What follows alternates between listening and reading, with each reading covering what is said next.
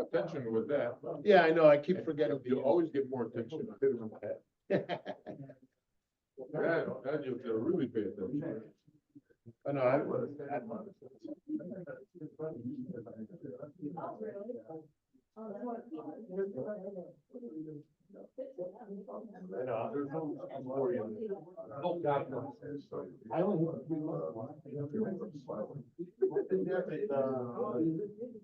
Did you have a normal, essentially, post-operative course, or did you have any kind of like? No, I was lucky. The only thing I had was atrial flutter. Okay. You still have it? I mean, I don't think so.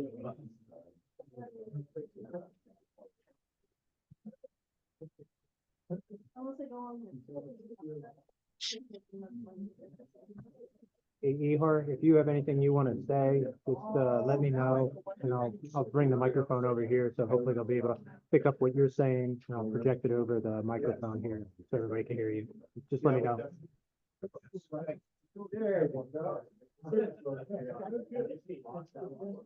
all right, so now, by the way, you knew I was lying when I said I was giving you 10 minutes off. Okay?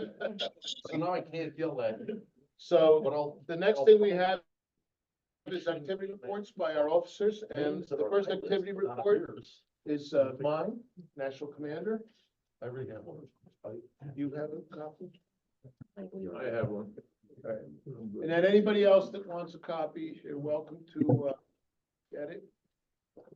But you can read my report, and it's kind of interesting because I like to put in there a lot of different activities that I attended. Some of them were more localized, some of them were national oriented. But again, my emphasis was always, let's show our colors, let's stand proud as Ukrainian American veterans. I also belong to other veterans groups, just like many of our members. I'm the chaplain for my American Legion post. I'm the senior vice commander for my VFW post. And I'm trying to learn best practices. I'm hoping to get better and better, but one of the things I emphasize the most is our stature in the community. And that is, we are veterans. We have a military background, and it does not make us look any better if we repeat things that we hear on a street corner. So what I've been doing is I've been updating my talking points. It's something that we brought up at the last convention of facts, things that we actually have that happened, that it would behoove veterans. If somebody asks you, hey, what about the Russo-Ukrainian War? You have these facts where you can recite them and say, for example, we just had the 24th meeting of the Ukraine Defense Contact Group. The Ukraine Defense Contact Group is all 32 NATO members. Yes, NATO now has 32 members. And in addition, another 25 members. So that's how many nations are represented. Some of them don't even want you to know who they are. And who's been leading these meetings is retired Vice Chief of Staff, General Lloyd Austin, who's the Secretary of Defense. And what's interesting, again, I wasn't in the White House to hear this, but when he ran his first meeting in Ramstein Air Force Base, at the end, he said, our goal, and of course, every general or any commander is going to say what my intent is. And he said, my intent is to degrade the Russian armed forces' capability of launching another military operation on this scale in any time in the near future. In other words, we want to break their back. And that's how he started with the initial, I think it was 25 or 26 members that went to that first meeting. And they've been meeting since the large invasion, almost monthly. But those are things that, as veterans, we should know about and we should be able to recite, because that's real. That's something that's really happening. They have committees that formed in the meantime, armor, artillery, other type of military support. And the U.S. Secretary of Defense leads it. But again, it's just like Security Assistance Group Ukraine and Wiesbaden. It's a joint operation. So in Wiesbaden, we have different armed forces represented, including Ukraine, of course. But we also have the Ukraine Defense Contact Group with different different nations represented. And I feel that there's been a lot of positive results. If you ever get a chance, again, you have to have a lot of patience sometimes to watch, but some of the introductory remarks by Secretary of Defense Austin and also by the chairman of the Joint Chiefs of Staff. Of course, it's a new one now, Air Force General, but those are things that are happening that have really added a lot to the capability of the Ukrainian armed forces. For example, also when you look at the next rotation, for example, that is teaching multi-echelon warfare at the battalion level and above. That was something that they were doing in Yavoriv in Western Ukraine.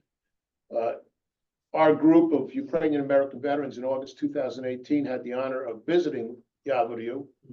Ihuritka, myself, Carl Harvey, Miran Melnik, Peter Bensak, and I forgot who the other person was, but they were teaching the same thing that we teach our units when we get them prepared for deploying. So you have a battle simulation center, you have the brigade command and staff on the top floor, you have the battalion command and staffs on the next floor, you have the company command and staffs, or basically the leaders, and they go through the military decision-making process. They come up with a plan, they brief it, then they fight it in a simulated battle. And we've had about 150 instructors rotating for about 11 years, teaching that. In the beginning of the large-scale invasion, the Russians targeted Yavoriv. So basically, they had to move the training to another location, which is Grafenberg in Germany. But you also have the UK there, United Kingdom, and Canada. So we saw all those instructors when we were at Yavoriv. Right now, Grafenberg is where they do the training. I'm sure they're also doing it at Hohenfels, which is where I was. That was the Combat Maneuver Training Center. And they're teaching combined arms maneuver warfare. And in reality, the way the Ukrainians will win militarily, I'm not talking about politics, is by combined arms maneuver warfare. And if you look at, again, I'm trying to give that professional, objective assessment. When you look at, for example, Kursk is what we call a demonstration. It's the Ukrainians saying, look, we could do this. And it might also turn into something of an important mission besides the initial assault. But that was the first time we saw, in the broad daylight, public for public consumption, a division level combined arms maneuver warfare. You had 2 assault brigades, and then they had 2 follow-on brigades that secured the areas they assaulted through. And obviously, they were quite successful. So it's good for us to stay conversant on what's happening. It doesn't mean everybody needs to know everything about our doctrine or whatever, but to know positive things to say rather than negative things to say about the military support. So when Joe's been very good about keeping my talking points updated. Every time I get something that I think is significant, I try to put it in there. But it's not a bad thing for us to share, again, to improve our stature and professionalism as veterans. And that's why there's some things that I've attended that I thought was important, because it shows that, we have that stature, like some of the security seminars and things like that. So when you get a chance, take a look at my report. If I was going to summarize, General Kondratyuk took away a little bit of my thunder. I do try to be very supportive of the National Monument. I don't want to make it sound like I'm some kind of Superman, because it's only half an hour from where I live. But it's, for example, the Allentown Post, they support us more than some of our New Jersey posts do, for whatever practical reason there is. But that's our national monument. That's something that somebody sees and says, who are these guys? Who are the Ukrainian American veterans? And that's why, like a board like we have back there, sharing with everybody, hey, here's some of the Ukrainian Americans that have really shown themselves to be exemplary in terms of their service to our great nation. So we have St. Thomas Sunday, we have Veterans Day, Memorial Day. And another inn that we have besides the Metropolitan is Archbishop Daniel is also a Ukrainian American veteran. He's a member at large. But he's also a chaplain in the United States Army, I think Reserve. Air Force. Air Force? Okay. Yep. I think so. I thought he was Army. 'Cause- He was Army. Yeah. He's no longer active. He's no longer active. You know, what's interesting is when we were there for, I want to say St. Thomas Sunday, which was, again, the way the calendar was, it was different than, because I'm Catholic, so, you know, it was like a month later. I think it started raining, and I just remember Archbishop Daniel and they outnumber us like crazy. When I say they, Archbishop Daniel, his priests and his seminarians, and they all were wearing white because they had just, I think they call it consecrated, whatever, a priest. So we had to wait like an hour and a half, but so what? You know, maybe they have to wait for us sometimes. But anyway, they looked spectacular, and it started raining, and he made the comment to me, well, you're Army, so rain shouldn't bother you at all. And I say, you're right, Archbishop Daniel, or actually addressed him as Your Eminence. You're right, Your Eminence. But he's been very supportive. And again, that's a good example showing that if we stay active and we give ourselves that professional stature of being active in the community, but also as veterans, you know, in other words, knowing a little bit more than a regular civilian does about what military operations are about and everything, then we're going to keep getting that kind of support. They donated that land to us. General Kondratyuk was part of the monument committee, and he could tell you it took what, about 10 years to. Well, along with Matt, key players Anna Kochuk and our late adjutant Bodnar. Yes. And Bodnar, by the way, it was interesting when he died. Of course, I attended his funeral. I had the honor to be there. And he was a graduate of Harvard Seminary, the seminary at Harvard. And he had written quite a bit of publications. Again, a World War II veteran, one of our last, but he's not one of our least. And also, he gave $25,000 to the monument fund. Correct. as well. You're right, General Kondratyuk. Yeah, no, we've had some very, very generous donations. I know when my father died, Yehudi Yatzis made a donation to the monument fund in my father's memory. My father wasn't in the military, but his brother, my Vujko Pavlov, was a veteran of the Ukrainian division, the Galician division of 14th Waffen SS, Grenadier, right? Grenadiers. Yeah, Grenadier division, as are many others. But what's important is that we keep that memory alive, and that's why the monument is spectacular, and it looks spectacular. General Kondratyuk is modest. If you drive by there, there's no way that you can't notice it at night. It's impossible. Just sort of a side note, I've never been to that monument, but I was just curious. Could that be a target for vandalism, or are there things in place to keep it secure and safe? I don't know. I don't know if they have The only security. thing they have is outdoor lighting. You know, I don't see any cameras out there, so the answer is no. I don't think that somebody's gonna vandalize it because it doesn't have the Ukrainian division symbol on it, which would be a tempting target for some people. It has the American Eagle on it. Yes, that's what I'm saying. Correct. If it had the Ukrainian division symbol, like some other cemeteries have that symbol in honor of our fathers who fought in the Ukrainian division, yeah, that would be a target because some people do not consider that a proper symbol for that way. I forgot I was supposed to be using the microphone. Sorry about that.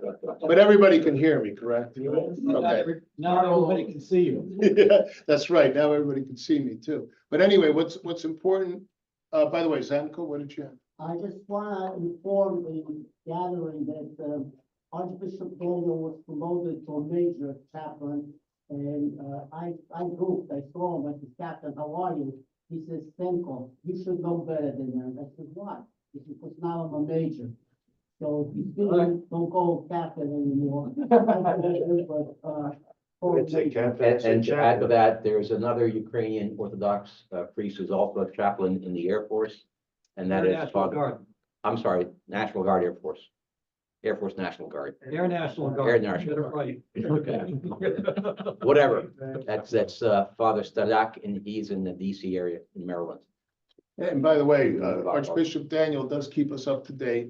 There is an Orthodox Ukrainian priest that has not only gone to Ranger School, flight, airborne qualified, he's also finished the Q course, and he's Special Forces qualified. What's his name? You know, I don't know, because every time that I start talking to Archbishop Daniel about it, you know, we get interrupted or whatever, but I'm really curious to, you know, of the things that we can share with the public, to let them know, like, hey, this is pretty cool. Priest, it's not just, by the way, where I live in Cranford, New Jersey, in St. Michael's Roman Catholic Church, there's a monument in the front for a former priest that was assigned to St. Michael's that was evacuating casualties during a battle in the Vietnam War and was mistakenly killed by a 500-pound bomb. And unfortunately, it was friendly fire. He was awarded the Medal of Honor.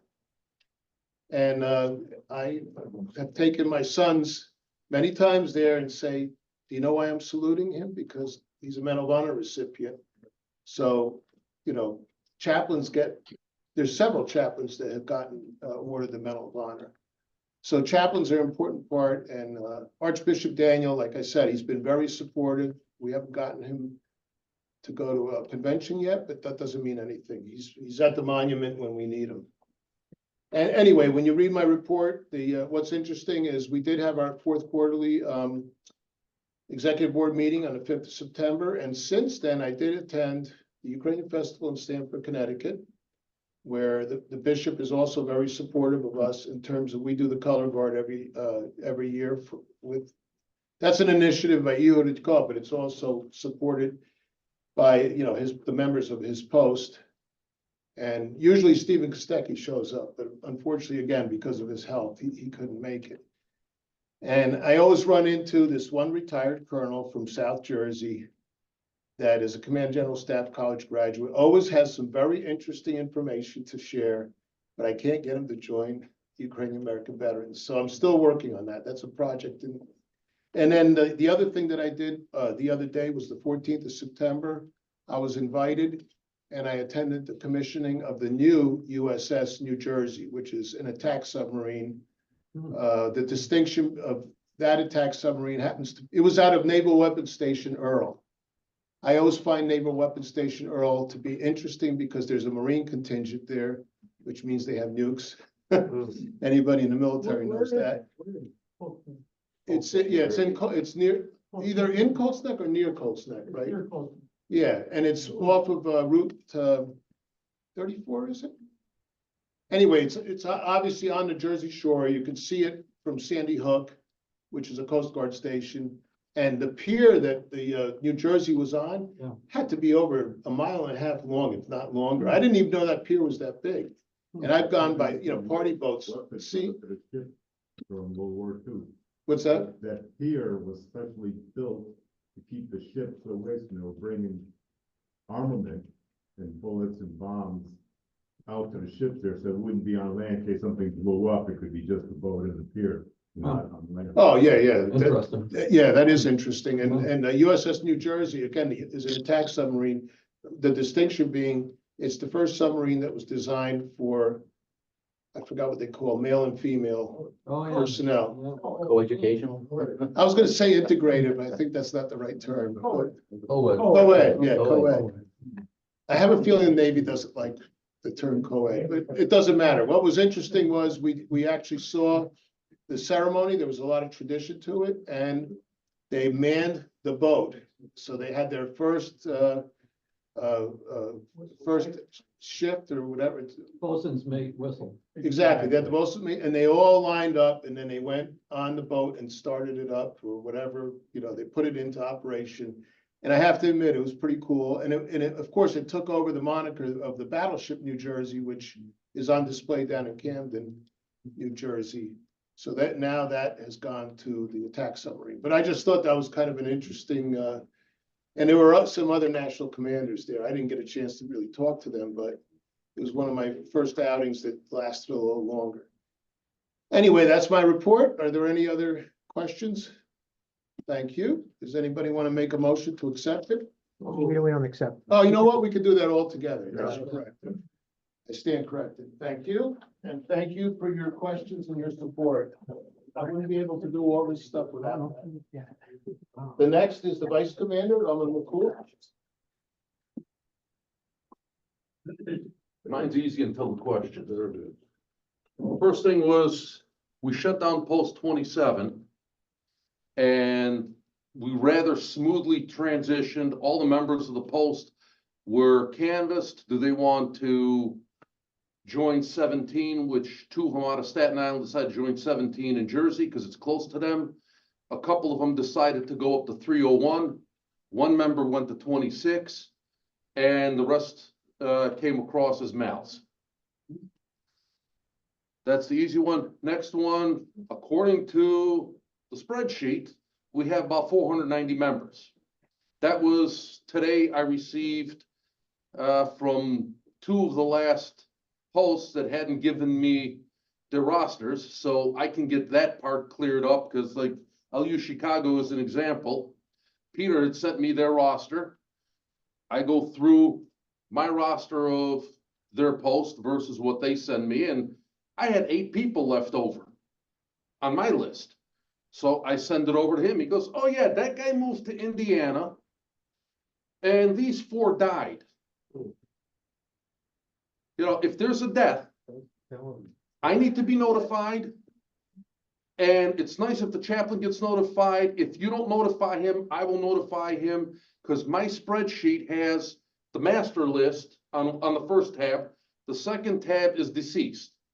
And I've got a little system worked out with him where he sees who's passed away since the last convention. Then we have another tab of those that are no longer members. So if, you know, Maxim Holopupenko stopped paying his dues 6 years ago, and we're finally going to separate him, I just take and move him over. So we know that he was a member. This is his last contact information, and there it is. And now, since I got those 2 lists, I'll be able to figure out where we stand. And then we still have some work on that spreadsheet, but we're getting better to where, you know, the dead people are no longer on that list, and you know, new members coming in. You know, if you get it, you don't have to send me a hard copy of their application. You can scan it and email. You know, it's easy. You know, I'll get it. Boom, boom, boom. Makes it easy. As long as I get it, you know, having to go through the effort of mailing it, just email it. I'll get it. I'll put it in, and we're good. Any questions? Did you get a roster from every post? Almost. What does that mean? Well, there's the tiny posts that are sort of hanging there in Jersey that I still haven't gotten them, but I'm gonna have to grab Mimo there with a big stick and, you know, break his kneecaps to get that taken care of. Mimo's my class. I understand. You know, but I've gotten the 2 big ones. I've received them between last night and today. I've received the 2 big that were missing. So the 2 big ones we'll take care of, and you know, we're working at it. It's a work in progress. I have some that their dues are still paid, but as you know, the contact information we have for them. I don't see what the problem is for each post commander to issue you their roster. That shouldn't be a big It deal. should, you're right, it should be an annual report. With the finances. Put it this way, I turned around and I even sent an email with what I have for each post. I had a few post commanders that came back and said, yeah, everybody's good, but take so-and-so off and so-and-so off and add so-and-so. I had a number of them that I never got a response back. And the incentive is, if you don't show up, we're gonna talk about you. Oh, that too. Same names. If I may, It's in the bylaws that every post has got to submit a financial report and a complete roster to the finance officer by April of the year. All right. It's in the bylaws, and they're not following.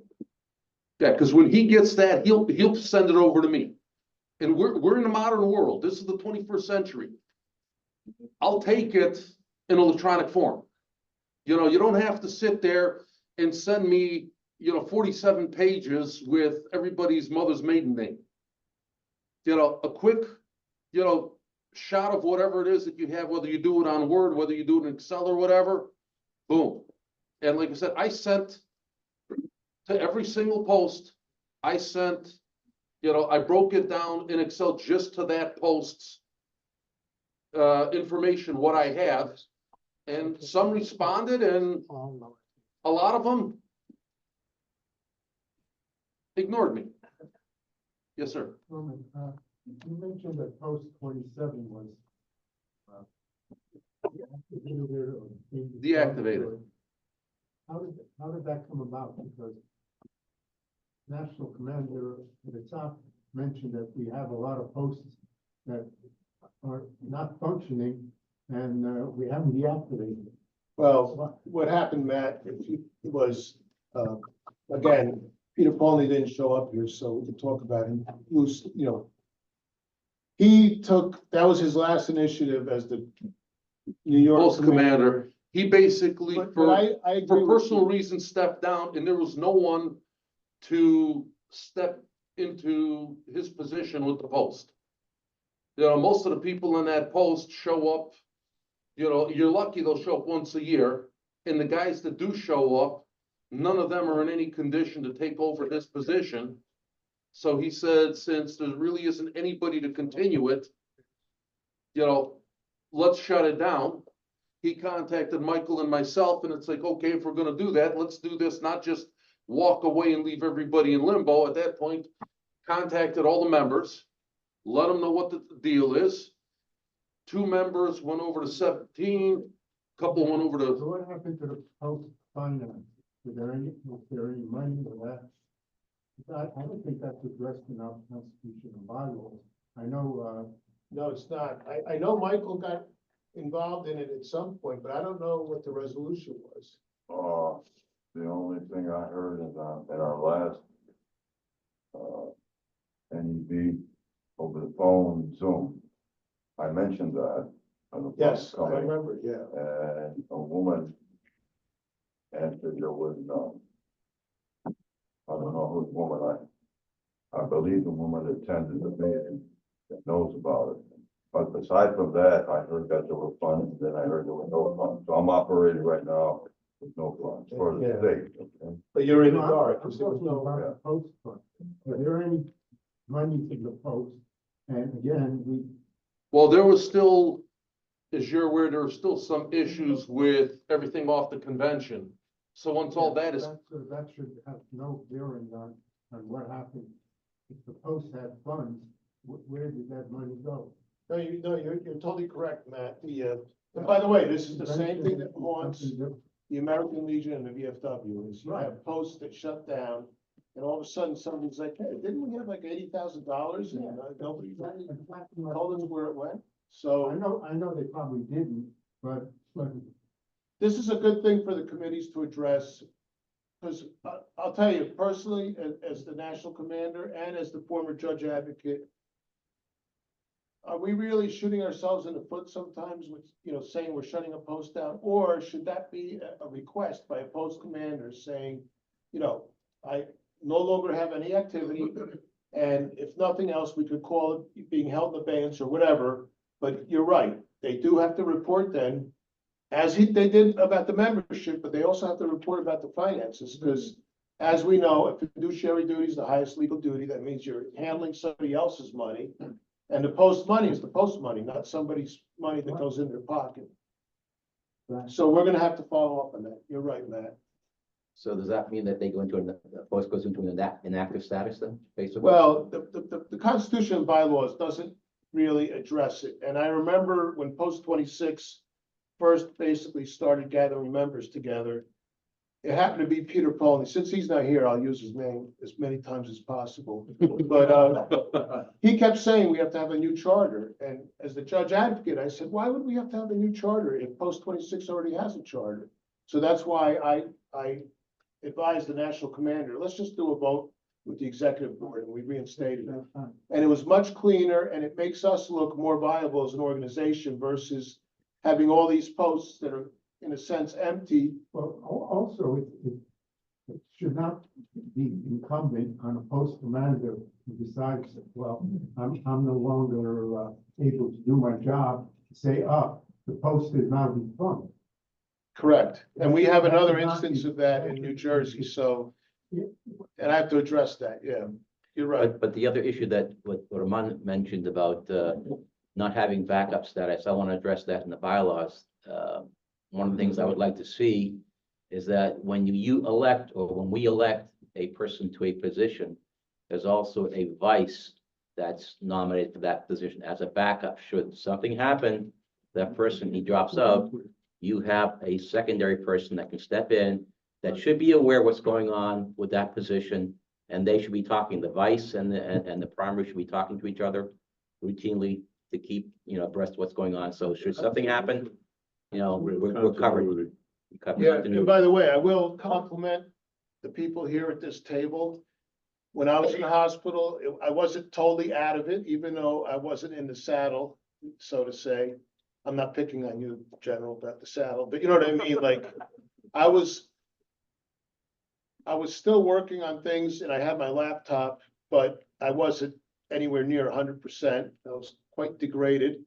And I give Bogdan and Roman a lot of credit because they took over, they notified the membership, and, we kept going, we kept operating. And that's really a very good point that Bogdan makes as the judge advocate, is that's what we need, continuity. Same thing with the posts. If you have an inactive post, reach out. Let's see if we can help you out. Not the other way around, which is, all right, we're going to shut you down, whatever. That's more punitive than helping. So Yeah, the other thing is, a vice commander should be someone that can step in. The former vice commander that they had there was, the previous vice commander and previous treasurer passed away. And then the vice commander that they had wasn't even able to make it to meetings anymore. And it's like, you don't really have someone that can take over on a position. I mean, Yes, sir. the other thing, we're aging out, and some of these posts will never come back, Commander, because they were made up of World War II, early Cold War veterans. And, you don't have Ukrainian American veterans in that community. So, sometimes these posts should be disbanded because they're not coming back because of the base. The other thing is look around this room, this is an old core right here. General Konjuchuk, wait till you have my bylaws meeting. I'm discussing that whole issue right now. Okay. yeah, and by the way, General Konjuchuk has a very good point. However, I am guilty of post 6 since Michael Federico died, even though I'm the acting commander, and I have members that I have recruited into post 6 or reactivated. There were some members, like a year ago in the Ukrainian festival in Connecticut, one of them came up to me and said, hey, I'm from post 6 and I really want to start doing things again. That's a legacy post because post 6 was formed in 1946, 2 years before the Philadelphia Convention that formed the Ukrainian American Veterans. Do we really want to just crumple that up and throw it away? Or do we want to maybe say, you know what, that's a legacy? And it was, because I remember Michael Federico, he always made me call him by his first name as a veteran, even though he was my father's age. So it wasn't that easy to do. But he said that the way we started this is we had a bunch of World War II veterans, and we said, let's stay in contact with each other. And we used to have get-togethers and picnics with our wives and dances. We used to sing songs. And he said, that's what really started us off. And then the Ukrainian American Veterans were formed, and we decided, why don't we come under the umbrella of the Ukrainian American Veterans? So again, that's good for us to know, because the institutional knowledge, the legacy, just like when Peter Vitzak gave his welcome speech to the Veterans Forum in Kyiv back in August 2018, I corrected his speech because he said, well, lately we started either the humanitarian fund or some projects to support Ukraine. And I said, Peter, we had a project that lasted over 12 years after, after independence, where first it was hospital equipment, then it was humanitarian, materials that we had, like, it started out with the Trenton Post, then I forgot what other post was there, and then Carl Harvey from New Haven got involved.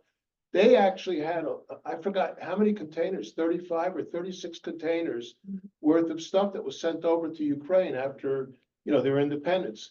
So we have a history that we should be proud of. We shouldn't be sweeping it under the table or whatever. How about with the advent of Teams and Zoom, is there a way to create a members at large post, like almost a floating post out? That's one of the things that Norman was gonna tell you about. We have members at large, and we've, That's a good idea. we've started this year with, Zoom calls, and each, time we've had our Zoom meeting, we've had more people on the call than the previous one.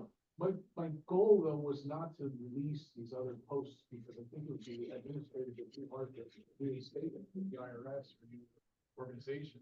If it's located in a specific area, like one's contingent to this area of New Jersey, is there a way to do that with autonomy?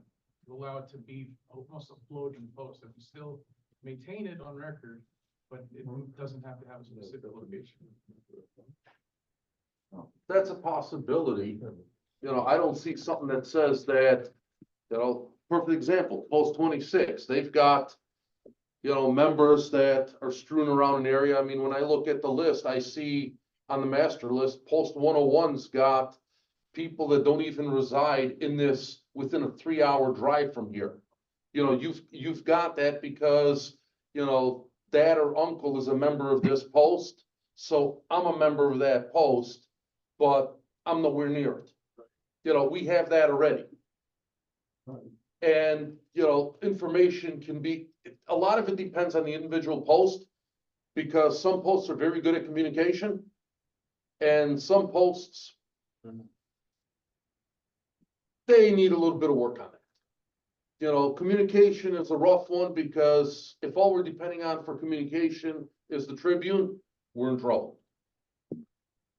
Yeah, that's something you're right, that we want to work on. And what's important is, I remember a couple of years ago, Norman and I were talking about it at the time, when at the convention, it was mentioned that members at large, that really their purpose is to find a post to join. And I opined that that's not always the case, because look at Archbishop Daniel. Because he's all over the place, he doesn't want to be a member of a post. He wants to be a member at large. Not that I'm trying to pick on him, I'm just using him as a good example. Where's he gonna be assigned tomorrow? Exactly. So the members at large, we're sort of redefining them, and Norman's kind of taking the lead on that. And again, anybody's efforts, anybody's ideas are very welcome. You know, you got Joe. How many people live near Joe?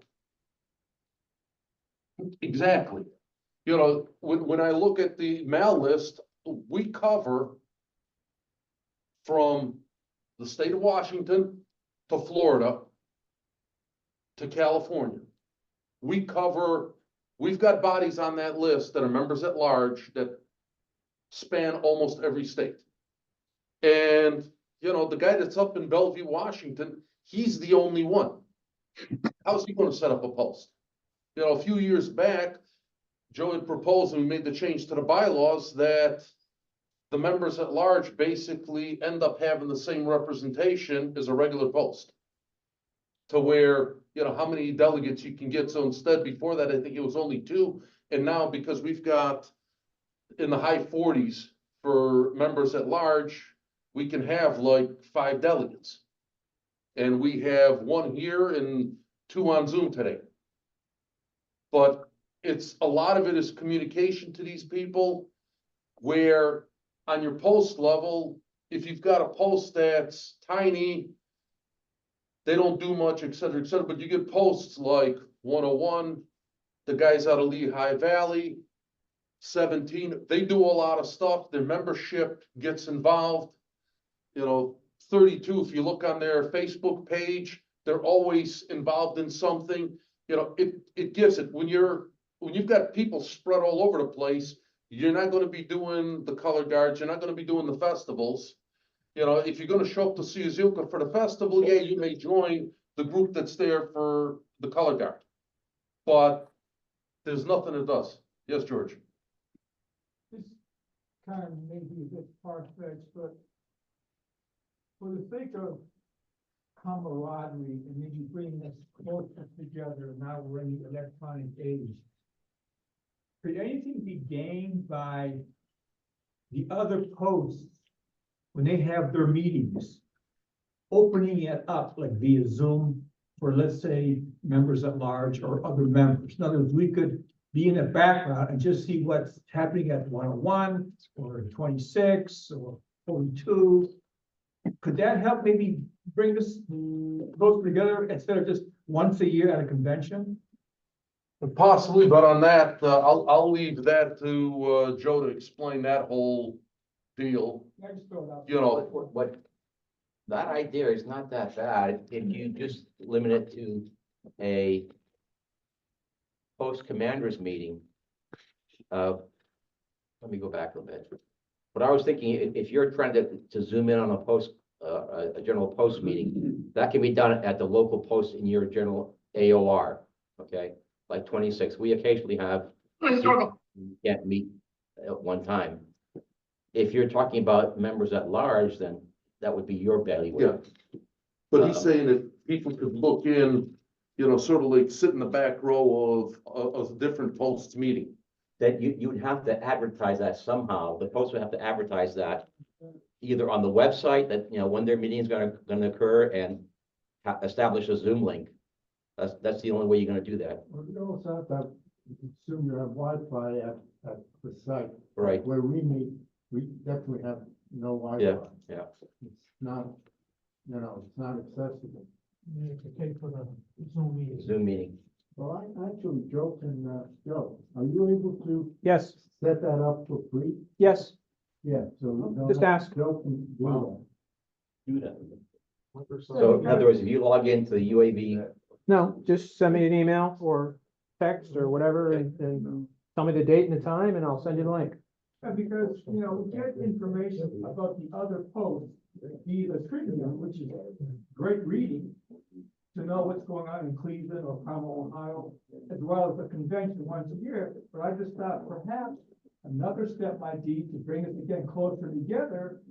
Again, not to interfere, but to just sort of sit back and watch, hey, you guys are doing this and you guys are doing that, more real time. you would have to have a master calendar of all the post meetings, I understand. and they would have to be disciplined enough to make sure that when that day comes around, when they're supposed to hold that meeting, they do hold that meeting for you to log into it. Like the commander or someone could contact the vice commander for announcement or something. Yeah.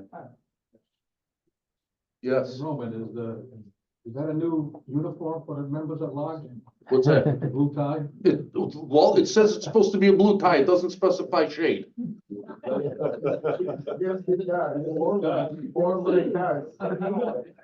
Navy blue. Navy blue. It's a fashion. I'm an individual. Fashion statement there. I wanna make a comment on what you said. For instance, our post has a disagreement with the church. We wanna build up a monument to the Ukrainian, veterans and the Ukrainian soldiers who died. He agreed with us, then he decided not to agree with us. I don't want this spread all over New Jersey or all over New York. This is our problem that we have to resolve, even if we have to go to, Bishop Kovitsky. But I don't see a purpose. We have our projects, we have our assignments, and maybe my good buddy in Yonkers has completely different plans, and then I don't think that we should do this. This is my own. Well, that would depend on the post. If the post wants to do it, they can do it. It's not that the National says the post shall. It's if they want, if a post wants to provide a connection, whether it's through a conference call, Zoom, Teams, whatever, and open up their posts. So, yeah, we have a meeting on Wednesday night. Anybody wants to come in and listen in, listen in. That's on the posts. You can also, I was gonna say, you can also, if there's a sensitive issue that you don't want put out on the internet or the web or whatever, you can always mute that portion of your discussion until such time as you don't want to, you're okay to broadcast again. If I may, I humbly wanna apologize to the finance officers. I went to the bank to get our statement because they weren't sending the statement to my new address, but the old one. So, this is the latest statement, which I will be receiving on a monthly basis. I don't know if I give it to you, okay. I don't touch finances. Okay. Unless it's made out to be Mr. Chairman. Okay, the other dude. Mike, you said. The other two, the The other two. the Tribune comes out every year with activities of the post. Why don't the post members or post, commanders send proposed activities to the publication officer so they can post down things that are going to be happening the rest of this year or in 6 months. So that could also be a way of communicating to everyone voluntarily, not those who want to withhold activities, to wish other people to know what's going to happen. Like a coming events calendar. Coming events calendar. Yeah, such not a bad idea. If they give you the information. I can address that during my turn. Okay. Wrong with it. No, that's an excellent idea. And again, that's one of our goals. Let's get our communication going where a member knows, let's say they're going on vacation down in Florida and they know that Post 40 is doing this and this. Hey, they might want to show up. I remember when Andriy Hanzavich said he was down in Florida, and because these guys are like retired, they were like, hey, let's go have a meeting. And you attended a meeting of, I think it was Post 40, right? Yeah, they thought I was paying. No, but that's a good idea. We should know what we're doing, because it's part of, Post 40 meetings. yeah, that's a great example. So, thank you, Walter, I appreciate it. Anything else? I'm done. All right, next we have the,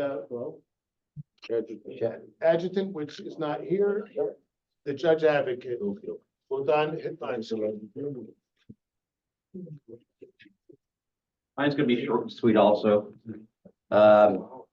Over the last year, we were approached back in, I want to say September, November of last year, by the Jewish war veterans to support a congressional letter to Congress supporting the action of Israel against Hamas at that time.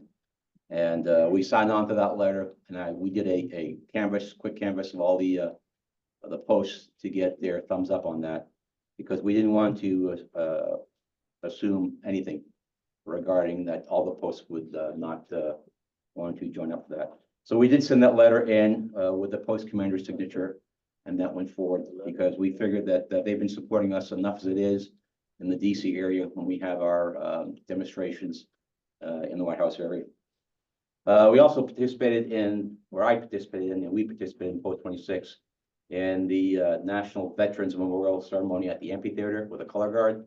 That's the March of the Colors, and that occurs on November 11th, Veterans Day. Arlington National Cemetery. Arlington National Cemetery. I attended a meet and greet of Ukrainian veterans at the Ukraine House in Kalorama, DC, and that was an interesting session down there. There were two of those sessions. One was a little bit later on this past year, and they had a veterans organization called Serhei, and I'm forgetting his last name, but he started a group called Shtalevi, which is a support organization for Ukrainian veterans in Ukraine, and it kind of integrates them along the lines of a VA, getting them back into the civilian life. I will bring that document forward to run it by Mike to see if we can support that organization also. Did some tours to the congressional building, visited Senator Ben Cardin, and a thank you for his support for Ukraine. Attended a party with 2 of our Ukrainian veteran members that passed away. One was Stefan Maximuk. He was also a Ukrainian division veteran, so he was a double veteran for our organization, as well as Colonel Ihor Kotlachuk. He also passed away also. And then finally, basically, get a review of the bylaws, which we will be addressing today. Hopefully, the changes that I've suggested will be accepted by the committee, but we'll see how that goes out. So that's in a nutshell. I have a copy of the letter back there you can pick up of my report. So any questions, please feel free to address. You mentioned that there was a letter sent in support of Israel. Right. Did every post commander sign on there? Yes, that we canvassed all the post commanders on that for a thumbs up.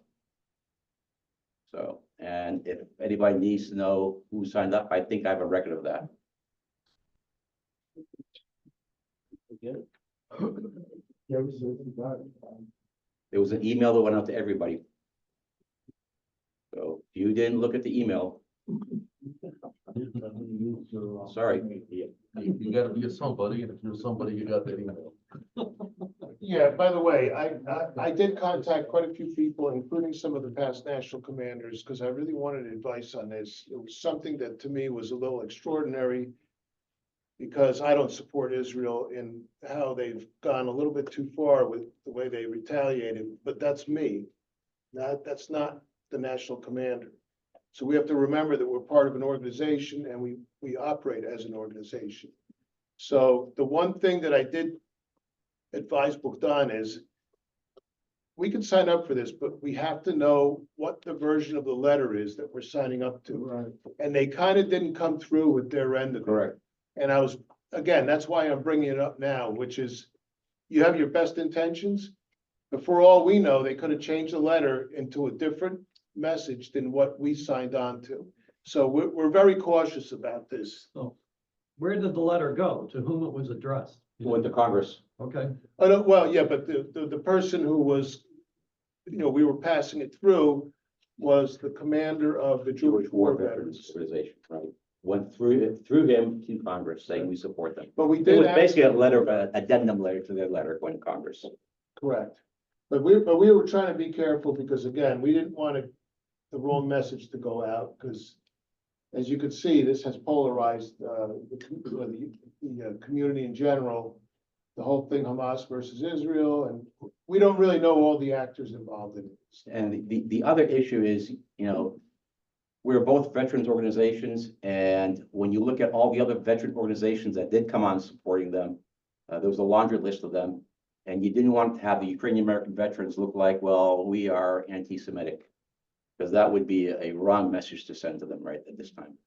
So, yeah. Was it reciprocal? In what sense do you mean by that? Did they send a letter supporting the Ukrainian effort? By the way, that's a very good point, and Yeah. that's something that I discussed with Bogdan. I said, isn't that interesting how they're asking us to do this? Did they ever? Yeah. But still, it's a good thing to I keep was wondering wondering if it was reciprocal. Well, it's been reciprocal from the point of view that they're supporting us in our demonstrations in the DC area.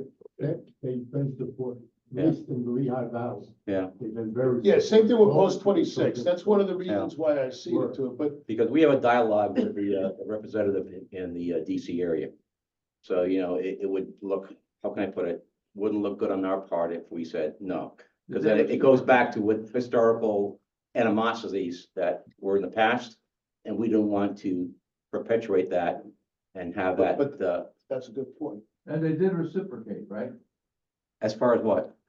We didn't send the letter out. We did. If we send a letter out, we anticipate. If we send a letter out, then we will be forwarding to them for support. Yes, we will do that. But if we're gonna send a letter out, it's gonna come out from the UAV or whatever. Yeah, and by the way, one of the things Bogdan and I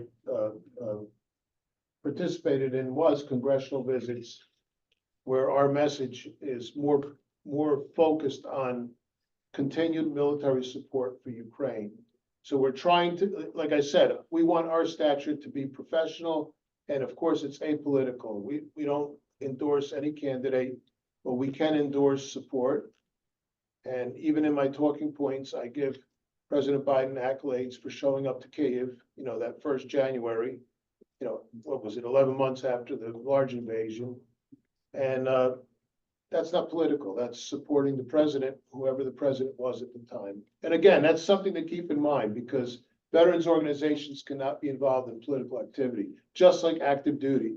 You're also not allowed to wear a uniform to support a candidate.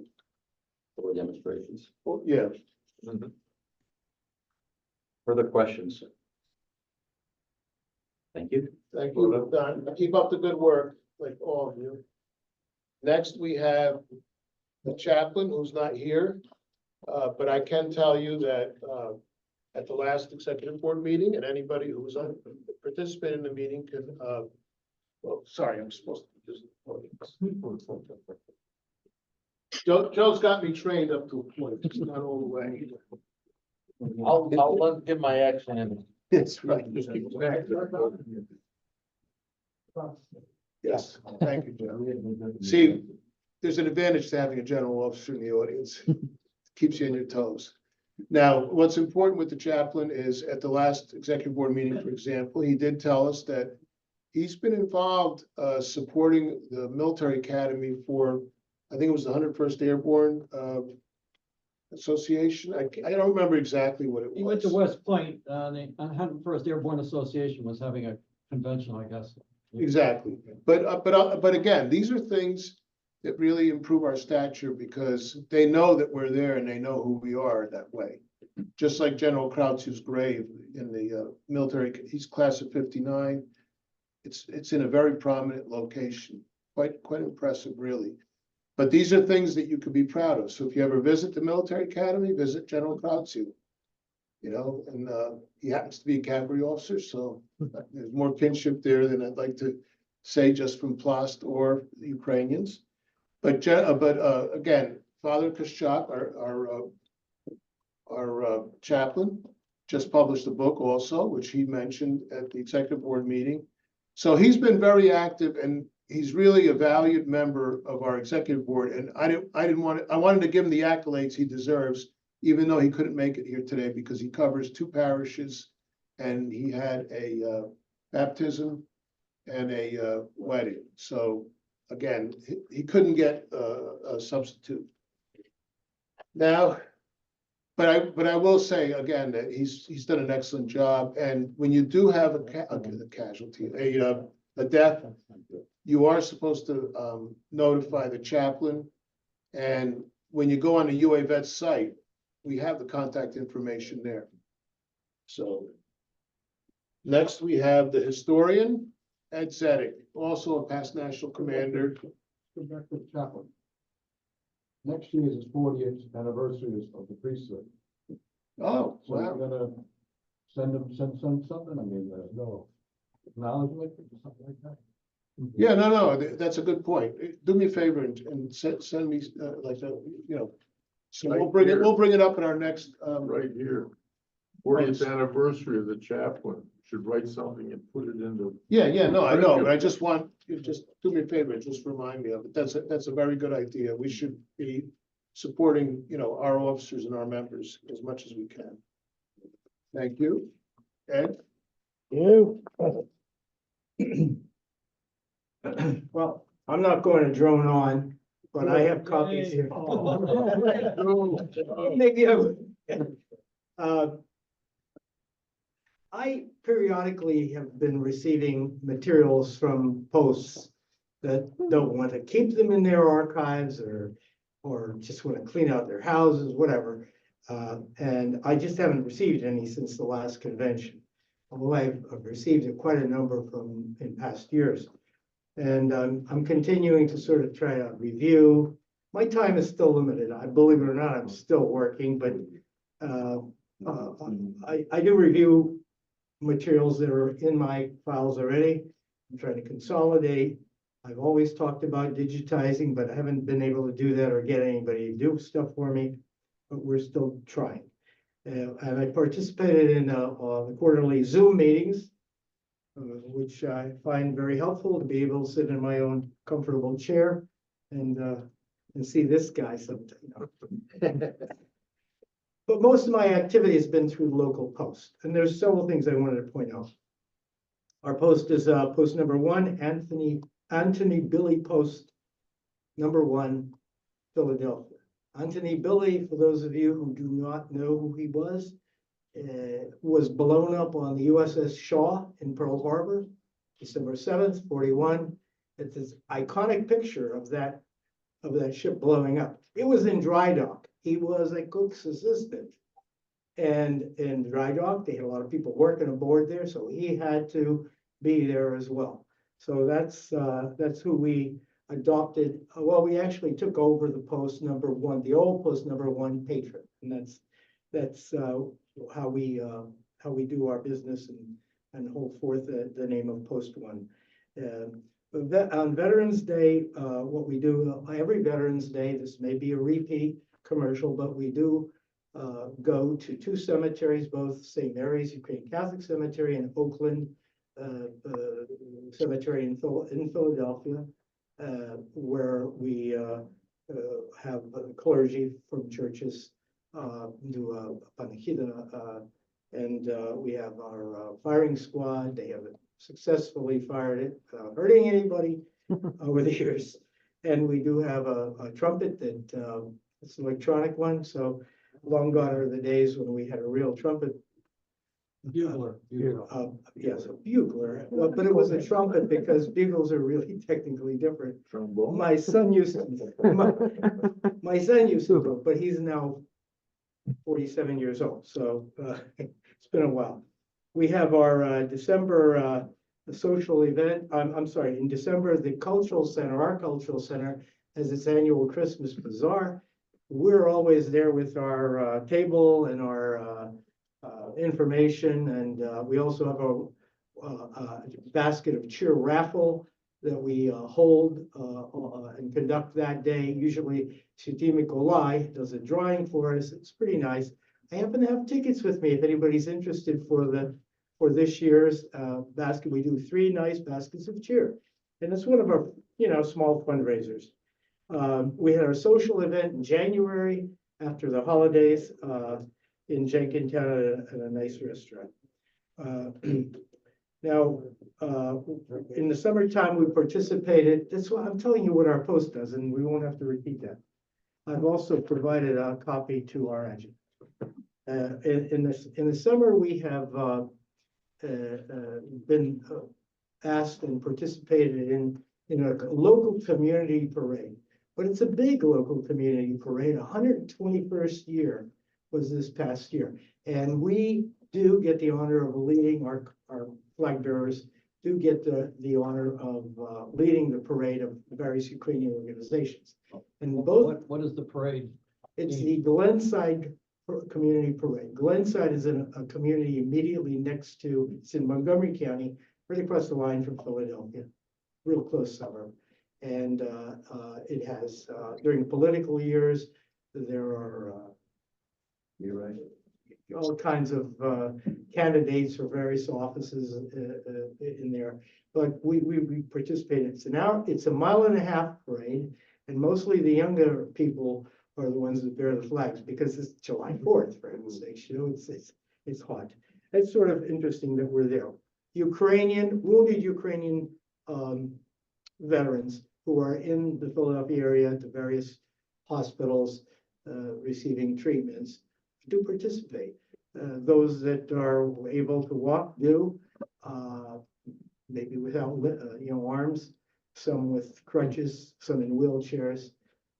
It's quite amazing. We had the ability to participate with our brethren in Lehigh Valley at the Ukrainian Heritage Night at the Philadelphia 76ers. And I know Adam was there. And there were 3 of us. I do have a photo. And it was sort of cool. Go out in the middle of the court, just beginning of the game during the national anthem. It was very nice. I didn't think anybody would see us, but who was in the crowd, and it was a full house. But someone came up to me and said, you know what, they did a blurb during the game in intermission and showed us, so we were on TV too. And that's one of the things, we did a flag raising at City Hall for Independence Day, August 23rd. And again, with our Lehigh Valley Post 42, we participate in the opening ceremonies at Trezub in Horsham, because it's sort of well, a tad closer to us than to Lehigh Valley, but the fellows come down, and I'm sure when they have their report, they'll go into details of that. That's all I have to say, other than Bonnie and I had the pleasure of being at a Sixers game thereafter. And we were there when Embiid scored 70 points. That was fun, if you like basketball. Yakuyu, anybody have 2 extra copies here? Anybody wants it? For your records. What? Oh, for the records. Thank you very much. Thank you, Ed. Will Chamberlain was a 76. So Will Chamberlain was a 76. And by the way, as a side note to to what Ed was talking about, the same organizer, Midland Bids, that did the Sixers game, every year we've been doing a New Jersey Devils hockey game that also, we have a color guard from the Ukrainian American Veterans. Last year, because they had a better season the year before, they made us pay our own way, but I usually get free, Vettix tickets, so. But I'll admit, people not only do a lot of Ukrainians show up, but they have they take photographs on the ice afterwards. And they have Ukrainian dancers and. Vettix is a good deal for people who don't know about it. I know. By the way, I've even traveled places where I looked up the Vettix. My son Brandon, when I was there, when he graduated graduate school, we went to, what was the concert we went to? Chicago. Yeah. And they're still great. All right, so next what we have is the publications officer. I know you started talking about publications. Yeah. Do you have anything else? Oh, yeah. That was a long order. Get the shepherd's crook. We go to lunch at 12:30. First thing, couple of announcements. During our break, Jim Glass, I was told that your emotional support Ukrainian pole dancer has been checked in. I paid for that. Yeah, I know. So. The second thing is my good buddy Ed Zedek has been confused. He needs the answer for a term that has a little sexual connotation. What is he thinking? Because you were talking to me. And the word was infrequently. You want to know if that was 1 or 2 words. That takes care of that announcement. Was I lying? No, I didn't. The other thing was, as you know, I like to put personal stories in the Tribune or stories of interest to family and stuff like that. During breakfast this morning, I had a little conversation with the general who told me that during the summer, since last time we met last year, he and his wife went on a cruise, an island cruise, in fact, and they went to the Canary Islands. They spent 3 days there, and in those 3 days, he didn't find a single canary. So after that, they went to the Virgin Islands. And he spent 3 days searching that island. He didn't find any canaries there either. Am I lying, Judge? Okay. I told you I was gonna get you. Down to business. A couple of side notes first. I was told by the finance officer with these small posts that are having problems with members and so on. True story. Would I lie to you? True story. He said there was one particular post, and I won't say who it is because I can't remember. but they said that they will pay their dues. They only had 3 members. Okay, and the wives, their request was they stay active so they could keep receiving the Tribune. They really enjoyed what was in there because they read about posts, and other people in the Tribune, the personal stories and that kind of thing. Which is what I like to hear because it gives feedback to me that I'm writing something that is of interest and I need that kind of feedback. It wouldn't be bad if just somebody said, you suck, it's terrible. I mean, at least I'm getting some kind of feedback. You suck, it's terrible. I hear that daily. Your brother, right? The other dude. Boy, what an opening. So that's one. Two, a reality thing here. We have a pastor of St. Andrew's Orthodox Church who's our chaplain. His name is Father Polarny. It sounds Irish, but he's Ukrainian. Okay. And we also have Bishop Benedict, who during the summer, we gave him one of our covers because he's an honorary member of our post. We've gone as opposed to literally every Ukrainian and every Ukrainian church, okay, to post colors on every festival. And we've had the credit union ask us to come for their annual meeting. We post colors and UKK for their event. So we have become the go-to guys because we lend gravitas to whatever meeting that they're holding. And they won't hold it until we post colors. City Hall. City Hall, the treasurer's department downtown.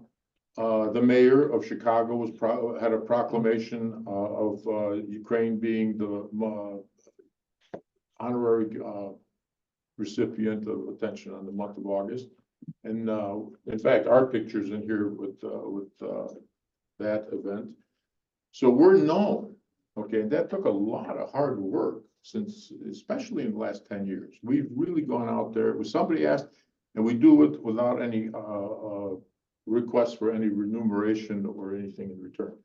If we have a veteran who passes and the family would like to have us present colors or say goodbye, it doesn't matter if they're a member or not, it doesn't matter if they're Ukrainian or not. We go out there and we give them a farewell, proper farewell. So that kind of cements what was said earlier about community involvement and how we stand in the community, which in our case, I'm not pointing fingers, it's just we worked hard to get that and we have. So that's a point. The other thing is, yep, that's that and that's that. The Tribune, I would like to point out that guy, Michael Dobransky, who just woke up. He made a request, and I've said this over and over and over, and he's one of the 2 people who has asked me for this. He said, I would like you to send me extra copies of the Tribune, because I'm going to use that as a recruitment tool. Am I lying? Correct. Am I lying? That's correct, or am I correct in the statement? And he has asked me, and I've been very happy to send it to him. Our quartermaster, he goes out for festivals. I send him extra copies to the festivals to pass out for individuals, and that gives him a tool to promote the UAV. Again, to everyone here. That is a cheap price to pay for a piece of publicity, which is current, that what we do and what we are proud of. Does that make sense? Yes. Yes.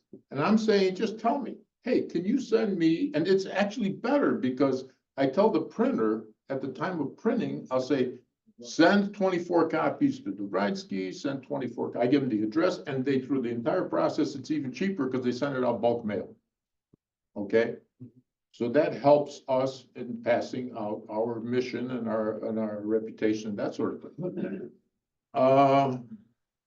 Peter Benzak asks for extra copies because we're very much supported by the credit union, and we leave credit union copies at the credit union, and people get them and They like those copies. This is something that we are proud of. Okay? And that leads me to the cost of this thing. I'll start out first of all with our journal. Those who support the journal and bought ads, thank you. I'm personally taking some credit, not to be immodest, but as some credit on trying to make them as presentable and as readable as possible. And if I digress, my good friend Kostecki, who we'll talk about because he's not here, he called me, he said, can you send me a few months ago, John Statue's phone number, because I need to call him. Okay, I sent it to him by email. He would call me back and he'd say, I need the address of the commander. And I'd do that. Last time, which was about 2 weeks ago, he said, I need to have the phone number of somebody. And I said, did you get your copy of the Tribune? Yeah, look at page 2. All your questions are answered on page 2. Do you read this thing? Oh, it's most of it. Yeah, okay. Oh, by the way, did everybody read the little article in here about the Alberian arms prototype? Did you enjoy it? No. I want that feedback. I wrote that so that I can find out if anybody reads that. And I've had some positive feedback and I've had some you suck feedback, which is okay, So this journal is a journey. And it all begins when I say to you in the June Tribune that I need all your ads by a certain deadline. Most people meet them, and there are some people who push the deadline back at least 2 weeks. Okay? And it puts a big load on me that I have to meet the deadline so we can have it for our convention. And I have that compressed into a couple of weeks. That's a number of things have to be done. This week, my brother drove and we came here and I saved us money because I brought the Tribune instead of having it shipped here. Okay? And in return, if you have any advertisers who bought ads from you, take a copy, we'll notate it that it was distributed, and take it back and give it to them. Okay. That'll save us postage, number one. And number two, it's another vehicle in you saying, hey, look at what we did, and this is your ad, this is where it was, here's what it looks like, and the quality is good. Okay, and this is it's good fodder for future approaches to them. Does that make sense to everybody? So I'm saying that is important. An individual came to me today and notified me of one of their members who had died. He was 106 years old. Okay, and I said, thank you. I will put that into the Tribune, but notify Roman, okay, so that he can take care of that, okay, and the chaplain, but the chaplain's not here, so I'm sure he'll pass it on. And my point on that is, at 106 years old, he needs more than a paragraph or half a paragraph. He needs a full page spread. This is an individual who really devoted his time, his energy, his effort, his spirit, whatever, to our organization. And that's the kind of thing that we need to have so that that word can go out. Secondly, I always ask everybody, send me some information about your family, someone you're proud of, someone that you did something of note. People want to hear that. People want to read it. And I know that Matt Wroblewski's got a grandson, had a couple of articles he sent to me about his grandson. They're perfect. He's a great individual. He's got a wonderful future, and what his aspirations are, and what he's got a disability, but it doesn't stop him. It's a courageous story.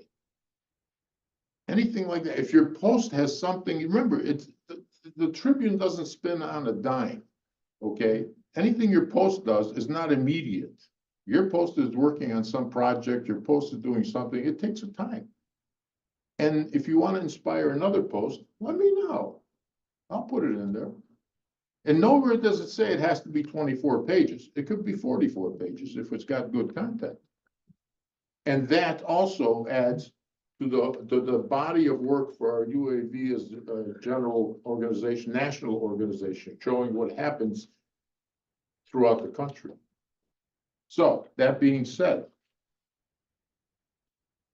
this banquet was, I would say, this was a pretty good, successfully planned banquet. The compliments to Matt Rubluski and his staff and his post. They're here. Okay, he's got approximately 132 members or guests, I should say, for the banquet tonight, which is the highest they've seen in a long time. Tomorrow. Okay. Tomorrow. Okay. My apologies. That's number one. Number two, we have 62 pages in the journal, which has been the highest in 4 or 5 years. Okay, so it actually, the total receipts came out to be $9,245 for the sales of advertising in the ad book, which is pretty good. The cost of 225 journals, $1,416.37, which is a deal. Now, I've been dealing with this printer for the last 30 years. I've only broken his kneecap once. When he claimed that he wasn't raising the prices. And so anyway, and between that and miscellaneous costs, it's $1,830.63, which comes out to be about $8.86 a copy. We're selling for $10. That should cover the cost of postage, which basically is we're covering costs. So that leaves a balance of $7,414.37 at this point. I called the collection agency, which is me, on all of the ads, and all the ads were paid for except for 3. They're all half-page ads, and 2 of them are not here because they're sick. And the third one, I sent them an email, and then that would mean that we've got a full payment for all of the ads, which is, we've had full payment. We've only had one person in the last 8 years who skipped out on me. And one day I'll run into them because I know who they are. So it's been a successful deal. And so now what we have, and I've given to this to the ladies, we have 41 full pages. Okay, that means that there are 41 advertisers there who, if they so wish, can get a copy of the journal by request, for free. By request, because they were invested in a full copy. So, as I said, there are people who say, no, take my money, I don't want a copy, that's fine. Those who say, yeah, I'd like that because I put my husband's obituary in there, or I wrote something about my kids or something like that. Yeah, no problem. But I'm just saying, if you take it back to them, you're gonna save me the postage, they'll get that, they'll be happy, and everything works out fine. Can we do that on that form? That's. Yes, yeah, Okay. just tell the ladies you want it, and then it's, in fact, I put the list of the ad and the page that they're on. So you say, okay. Example number 1, general. Go to the truth, page 8. And if you're looking here at page 8, that's you. Say, I want my copy. Here you are.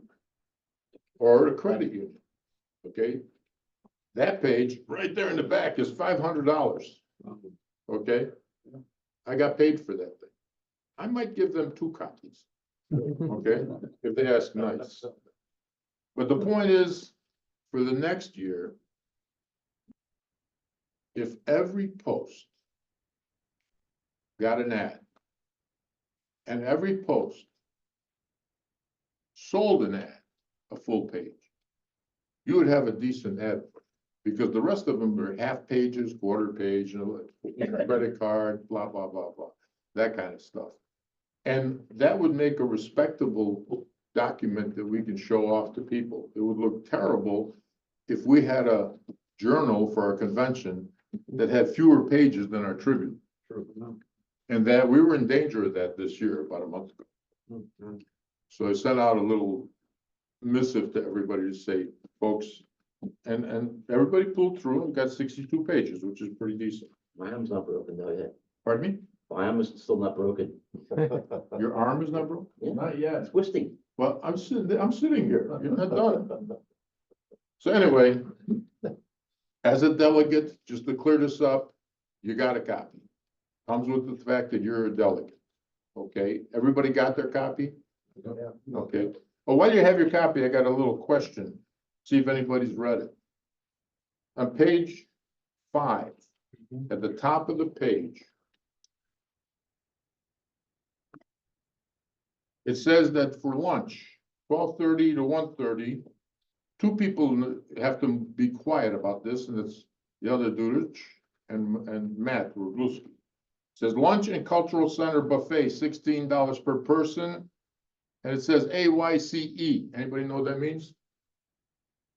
At your convenience? No, AYCE. See? All you can You eat, got, you Huh? make your own hill. all you can eat. All you can eat. Oh. You've been a recipient of many little buffets, I see, right? Okay. All you can eat.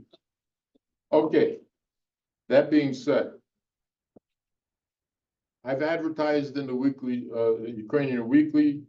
This is only for what's here. I'll still be advertising for holidays. We got Labor Day, Veterans Day, sometimes July 4th, whatever in Ukrainian Weekly. And they will print our articles. I've now done that for 2 years since we've had an account in the publication department. So the publication account pays for the journal, both issues of the Tribune, any other publications and or any advertising for the year. So this money that's raised for the sale of the Tribune ads, half of it goes to the Post, half of it goes to the publication account to continue the printing. Okay, so you're looking pretty good there, Pat. Not you, but your account. So number 2, number 2, everybody who attends the banquet, whether you're a delegate or not, you got your delegate copy, that's fine. But when you attend the banquet, you will also get a copy at your seat. Okay, so you can anticipate. And if you are Matt Koziak, he's gonna get 3. He's a delegate, he's going to the banquet, and he bought a full page ad. Right? Right. He's getting I'm 3. gonna go get it. Okay? And his wife. And he can get one. So the girls, or the ladies, I should say, the ladies know this. See, every year when we had this, we'd have Tribunes walk away. Right. And we had people who would say, hey, do you have any left? And somebody's walking out, you know, I got my adjutant, my son-in-law, you know. Right. This is an attempt not to restrict anybody, but to control what's going on. Okay? And using the term Tribune, these are the adverts. that is what this is called, the Tribune. Oh, I'm sorry, I meant the journal, Thank you for that. Yeah, the journal. Because you were Tribune. confusing me, you know. Well, that's easy. Let me explain to you what infrequently means later. Okay? Okay, that takes care of that. So that means that we received $9,240 whatever dollars, and we have a balance of $7,414, which will be spent half and half between the Post and the publication. We have a small balance still in there from last year, and that'll have a good sense of continuity on this thing. For the next Tribune, deadline December 1st. Any articles, any ads, not ads, any articles, any stories, any pictures, anything of that nature by December 1st, if we want to get it out in December before the holiday. Otherwise, it'll spill into January. You had a question. Including future activities that they want to inform everybody. Oh, yeah. I mean, listen, the commanders, you got a very, very, very nice place to put information. And like I said, don't worry about punctuation. Don't worry too much about spelling. Give me the information, it'll be edited and if you notice, it's pretty clear. We work hard to get that straight, so it's all done and makes it readable and interesting. And if you have pictures, wonderful. People love to see themselves in pictures. But don't send me a copy of a newspaper which has been copied. It will not reproduce well. If you send me a copy of a picture that's got a wrinkle in it or dots in it or something, I'll fix that. A lot of pictures in here, that's all been corrected. All the imperfections are done so that we can have the best product we can have. Okay? Yes. With the printing, that's a fantastic price for the journal, your overhead. Yeah. Is there an opportunity to get stickers made? The reason why I say that is I know when I'm at a stop sign or a stoplight, I'm reading whatever's on the back of somebody's car. How about UAV national or UAV stickers? You have to talk to the other Dudich. Okay. He's got stuff to stick on the back of your car. Yeah, We sell those on. Most of you know that our quartermaster. Only because he's not. Our logo on a sticker, metal sticker that you put in the back of your car. And it's, Right here. Just contact the quartermaster. contact Yeah. the quartermaster, and if I would have known, I would have brought them with me, but. Right. The question was, is that something that's inexpensive or is it? It doesn't matter. What's it say? Whatever the price is. $10. $10. Yeah, like I said to my buddy I think Kostecki, it's a profit? Yeah. I'm lucky to break even. For that sticker. Yeah, cause I'm. hey, it's not a sticker, it's not a sticker, it's an emblem. See, I was thinking. Here, No. it's like this. It's an emblem. Same thing, Yeah, like this. you're right, yeah. This is a tizu. Right. Okay, this is a metal tizu. This is the only place you're gonna get a metal tizu is from me. You can buy them from Yupshot or any place else, they're all plastic. You can buy them on the I website. looked at it and I said, that's crap. I got We it, sell the somebody chisel made on the it website. for metal. All it also costs, okay, so. That's why. Well, Anyway, question people done. yeah, Mike mentioned recruiting tools and things of that nature. What about sending a UAV advertisement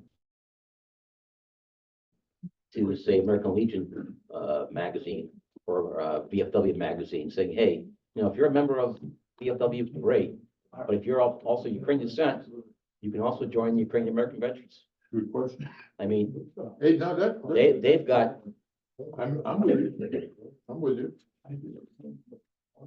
UAV with VFW for American and Legion. AL.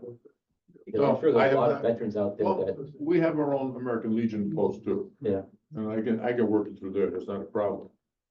Yeah, I'll But I'm look saying, into that. nationally, I understand. yes. That's an excellent idea. To add to that point, you may want to consider sending it to family, fraternal organizations like the Moose or Eagles, et cetera, Kiwanis, Knights of Columbus. The only thing that may crop up is the cost of that, and I don't know what it costs them to, for that in their national publication. I know that Yeah. I know in our area, I was told, churches have bulletins. And if we're gonna add some kind of a little sentence or blurb in it, and I've done that, and I've gotten zero response. Yeah. In church bulletin, because we know we have Ukrainian veterans in our areas that are not members yet. And they go to these churches. When we go out there and solicit for poppies and stuff, we get bang, great support. A little note for everybody.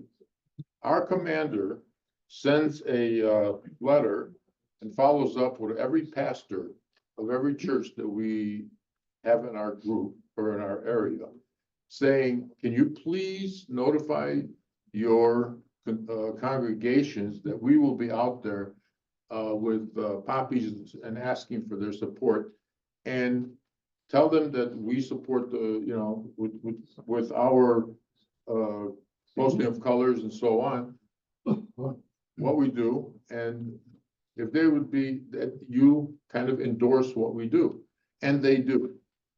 And on that Sunday, for an example, I was at one church and there were 4 of us because there were so many people there.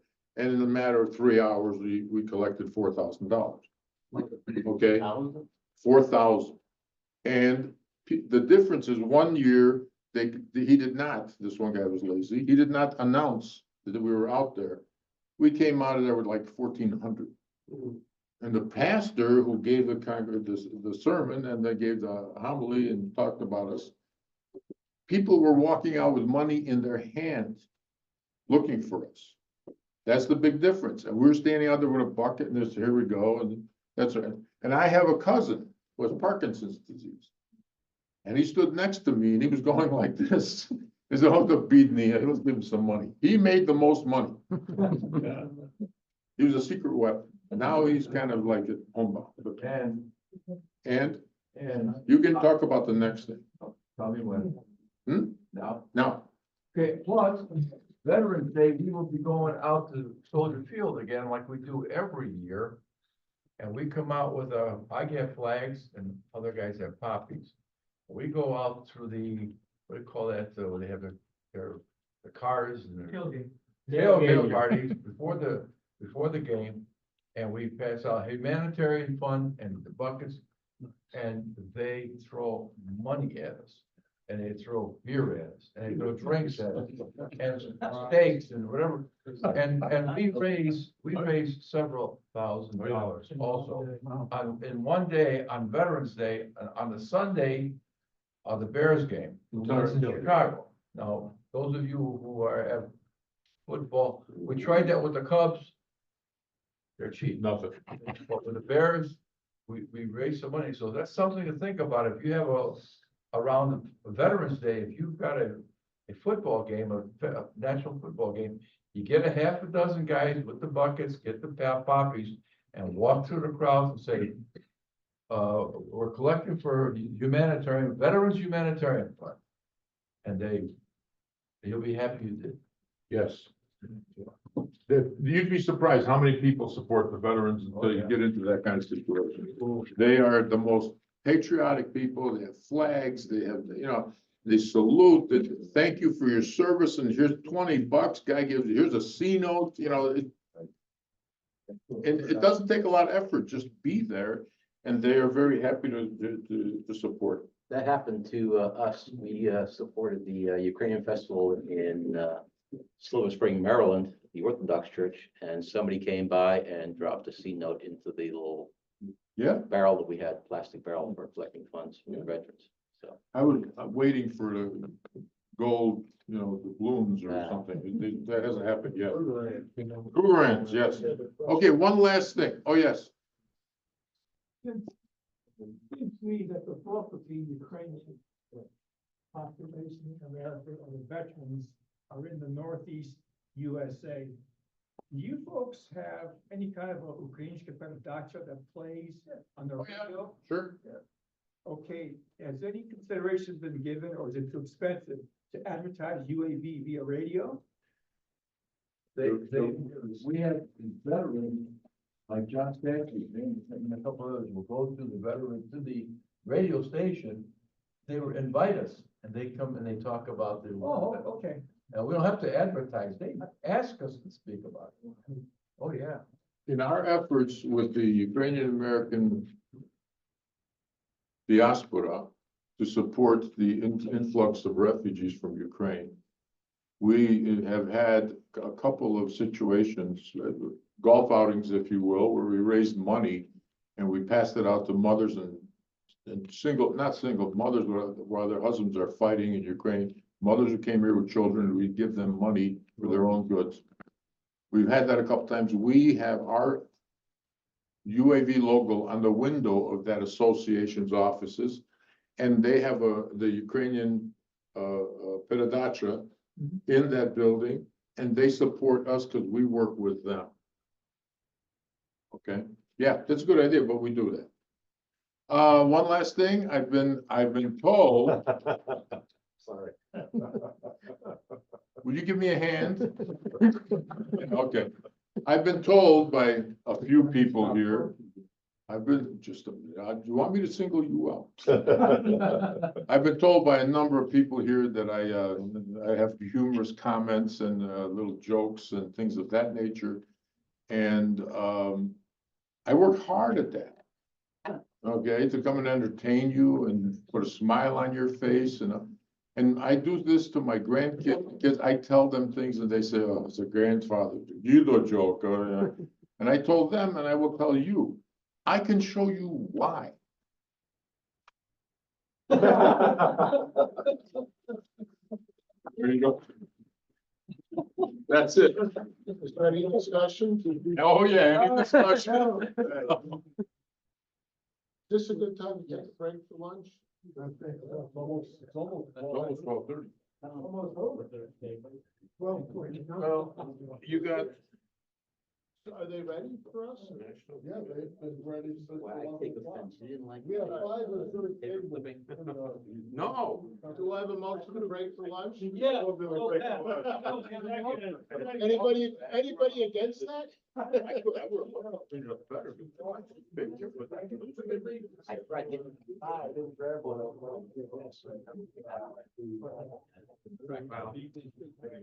Just